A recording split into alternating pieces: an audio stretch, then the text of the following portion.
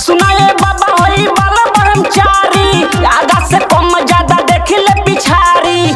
सुनाए बाबा होई वाला ब्रह्मचारी, आगा से कम ज्यादा देख ले पिछारी। लेके भभूत मला ढोरी में लहई लवन मन कर जवन, लहई लवन मन कर जवन। लेके हई ढोरिया में ठूसला, लहई लवन मन कर जवन। लेके हई ढोरिया में ठूसला। सुनाए बाबा होई वाला ब्रह्मचारी, आगा से कम ज्यादा देख ले पिछारी। सुनाए बाबा होई वाला ब्रह्मचारी, आगा से कम ज्यादा देख ले पिछारी। लेके भभूत मला ढोरी में है लहई लवन मन कर जवन, लहई लवन मन कर जवन। लेके हई ढोरिया में ठूसला, लहई लवन मन कर जवन।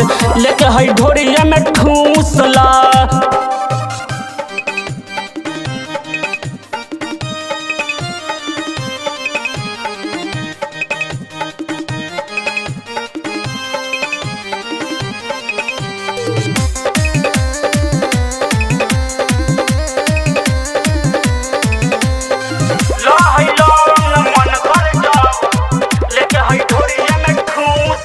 तनी देह सुहराव, तनी धवन के लभाव, तनी देह सुहराव, तनी धवन के लभाव। मंगल भवन करा के बुचिया कहतानी जवन कलम हई मुहावा में धल। अरे घुस जाना मोर कुटिया, आवे न दे हम जमाई तनको, करी न दे हम माई माई तनको।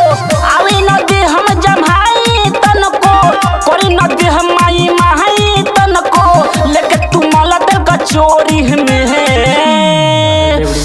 लहई लवन मन कर जवन, लहई लवन मन कर जवन। लेके हई ढोरिया में ठूसला, लहई लवन मन कर जवन। लेके हई ढोरिया में ठूसला।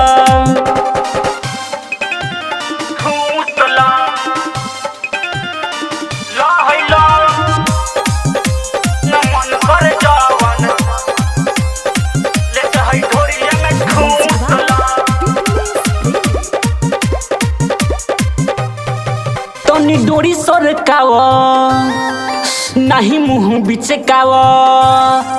तनी डोरी सरकाव, नहीं मुँह बिचकाव। खेल खत्म होई कहानी बुचिया, आवा देह कर ढीला होई मुहावा में पीलो। दूर होई परेशानी बुचिया। राजेश दीवाना हरि शंकर भी आइले, आशिक नीलावा से ठीक होई गइले। अमरेश डीजे छोटू रूपलाल आइले, आशिक नीलावा से ठीक होई गइले। भुइया बिछा के सुता बोरी पे लहई लवन मन कर जवन, लहई लवन मन कर जवन। लेके हई ढोरिया में ठूसला, लहई लवन मन कर जवन। लेके हई ढोरिया में ठूसला। और ठूसला न हो सब दुख दूर हो जाए।